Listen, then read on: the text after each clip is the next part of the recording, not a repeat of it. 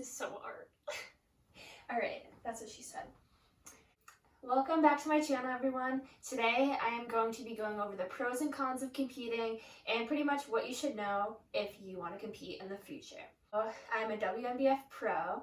I got my pro card last season and I'm going for my pro debut. So, let's see. So first off, I try to do like pros and cons that like complement each other.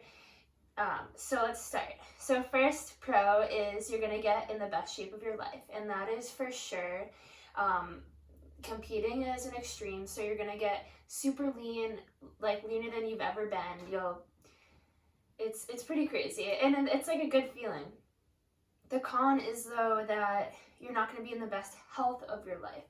Like a lot of people associate, oh, bodybuilders are so healthy, like they're so ripped, they're so shredded, they're so lean, and you just look healthy.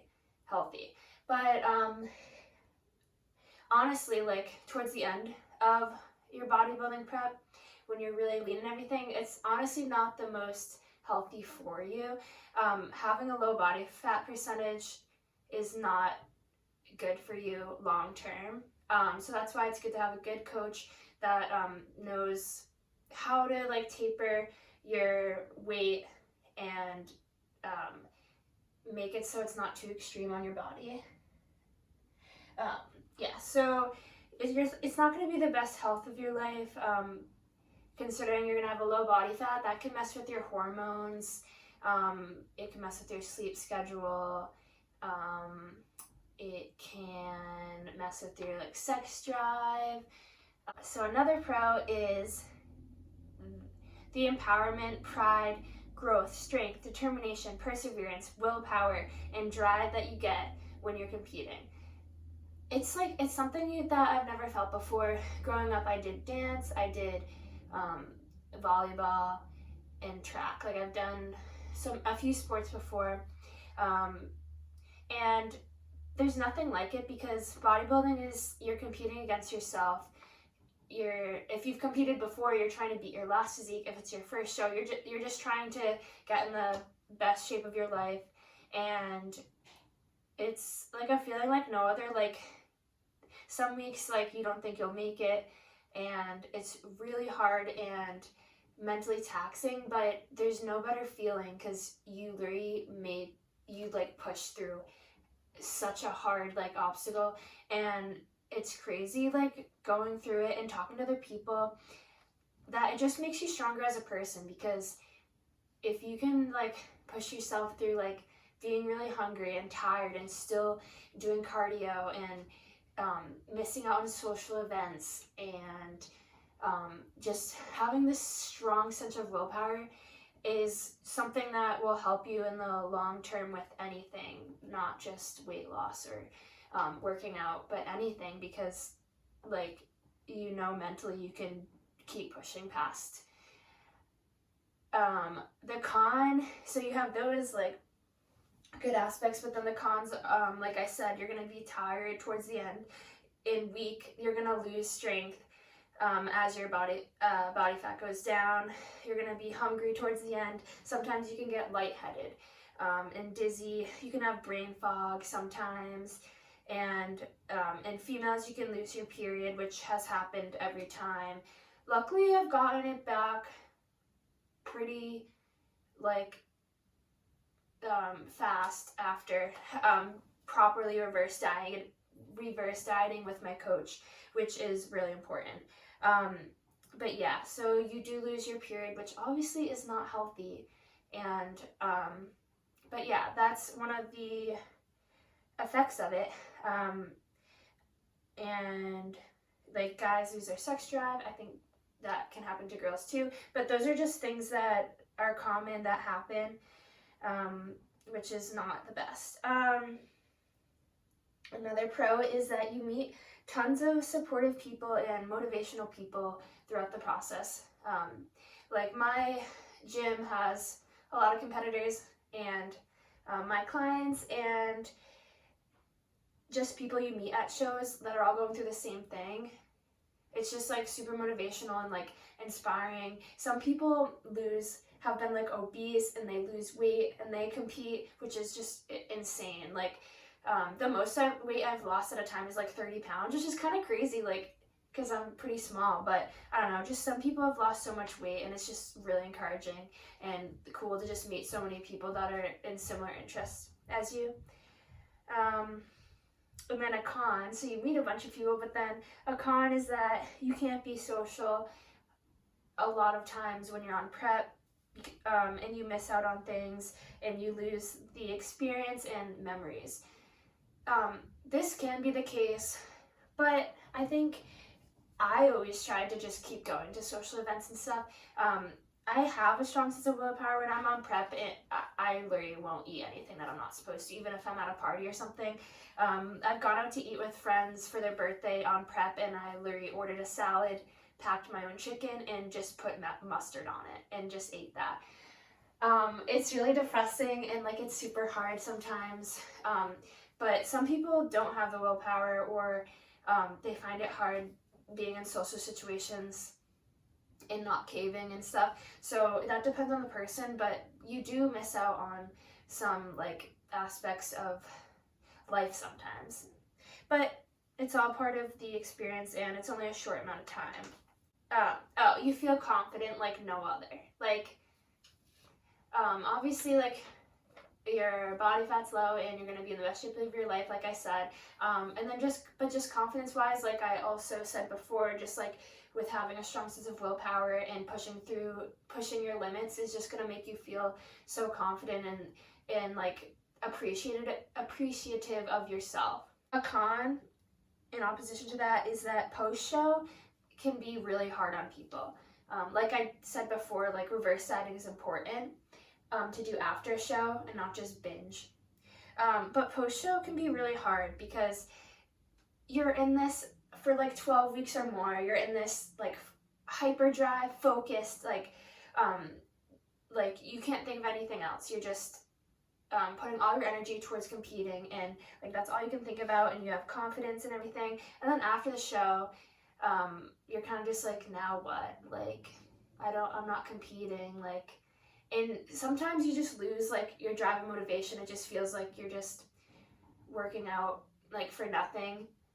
And also gaining weight, seeing your body put on fat again as you're going after the show can be hard for a lot of people. Even me, like it was definitely after my first show was really hard. But it's something that definitely passes with time. And yeah, but that's just something that happens to a lot of people. Just something to be aware about. Another pro is that it forms good habits. Being strict in like everything, again, will help with your willpower and just helping you figure out like how to be creative with your food, and just help you in the future. Not being super strict like you are on prep, but you know how to make healthy food, and yeah, it's just good for habits and stuff like that. Another pro is that it's just a fun challenge. Obviously prep is hard, but I think that's what's fun about it. Like every week you're faced with a new challenge. You might have more cardio, you might have less carbs, you might have to add an extra day of training, and it's always like a little intimidating at first. You're like, oh, I have to do more cardio, or I have no carbs, how am I going to do this? But then you just get creative, like, and just mentally like get in your zone and push through it, and it feels so good like when you accomplish like one day at a time, 1 week at a time, and then eventually like you're at your show, and it's a fun challenge for sure. And cons is that another con, and this is like kind of like a different we're going down to like a different level, but cons is cost. Like a lot of people, I put on my Instagram, if you don't follow me, courtcott_fit. But I asked my followers what questions they would have if they were competing for the first time, or things that they wanted to know, and one of them was cost. So, shows are pretty expensive. It definitely depends on which organization you do. Like I said, I'm in the WNBF, or INBF is the amateur federation, and you have to pay anywhere from like $90 if you're an amateur to like $235 if you're a pro just to enter a show. And then you have to pay a membership fee to be part of the INBF or WNBF, and that's around like $70. And then you're gonna have to pay for a coach, and that can totally range from like a couple hundred to thousands for a prep.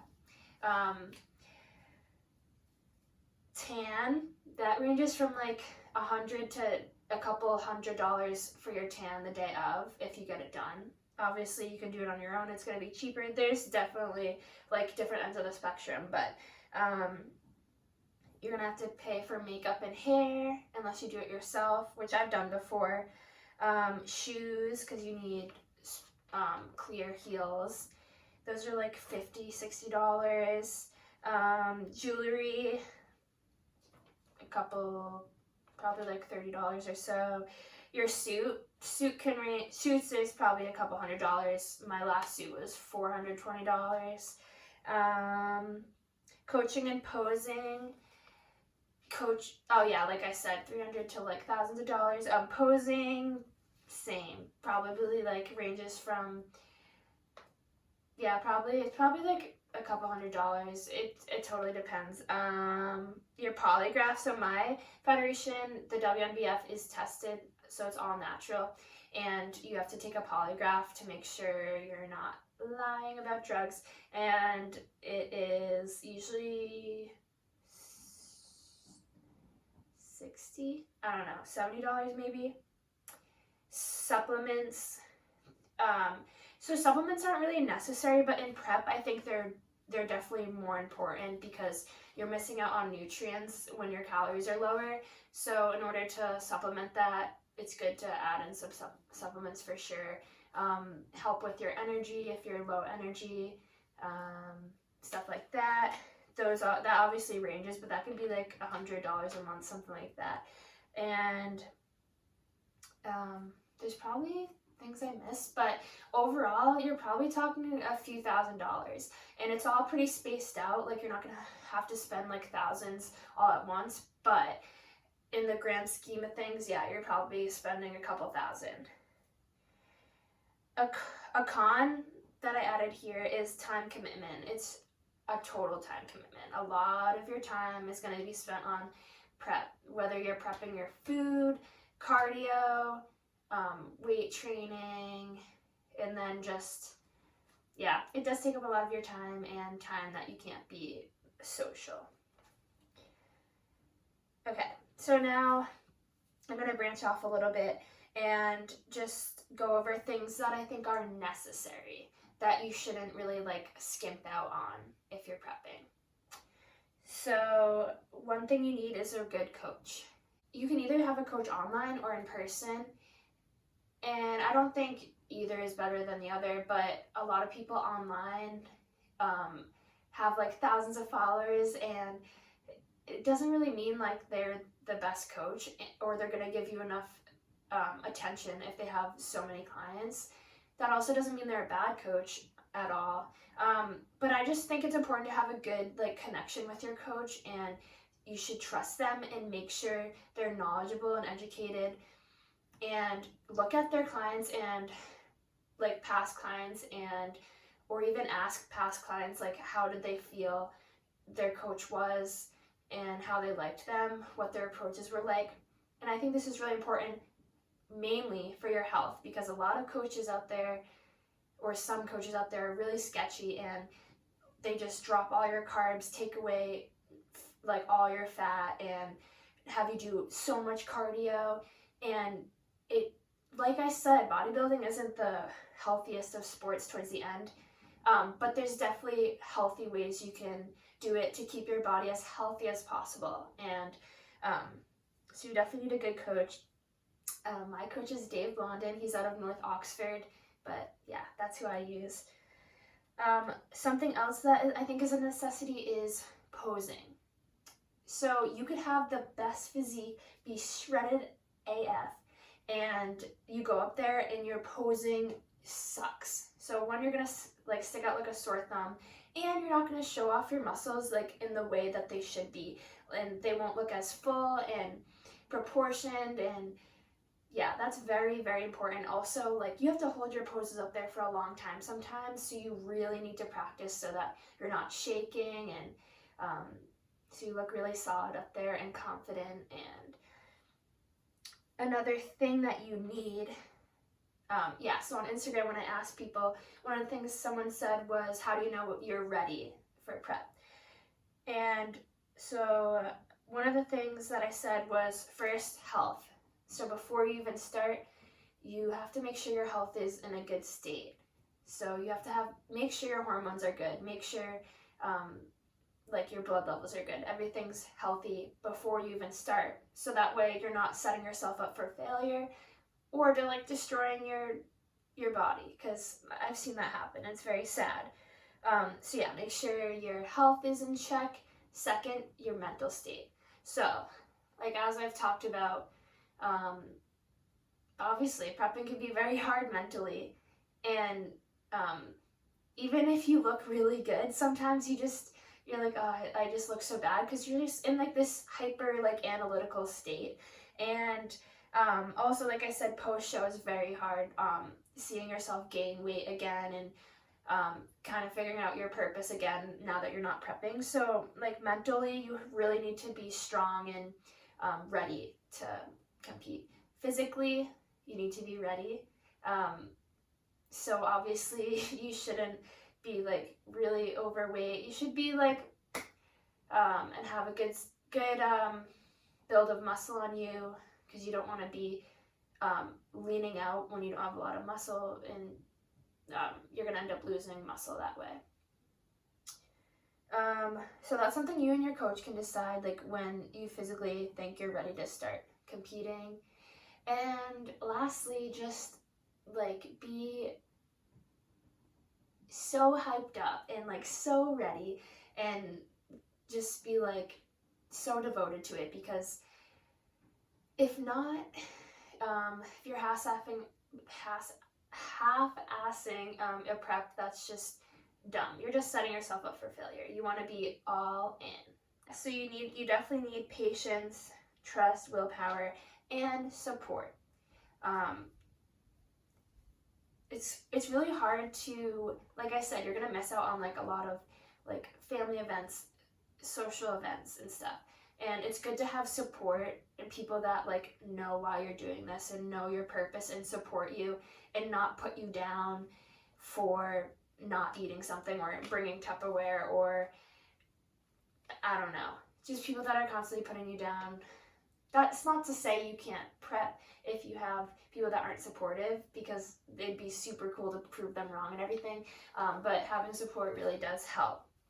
Someone else asked on my Instagram, we went over financial cost, how you know you're ready, and then, another one was if I ever felt self-doubt during prep. And of course I definitely have felt more self-doubt like my first prep, because I had no idea what to expect, and I just didn't think I was ready. Like, it's just kind of overwhelming at first, so it gives you self-doubt. But I think a lot of people self-doubt because they're comparing themselves to other pros, or they're comparing themselves to someone they see online, and you definitely can't do that, because everybody's physique is different, everyone's prep is different, everyone's bodies reacts different, and all you can do is control your own body and what you can do to be the best version of yourself. So if you're ever stuck in doubting yourself, just ask yourself, am I eating everything that I'm supposed to?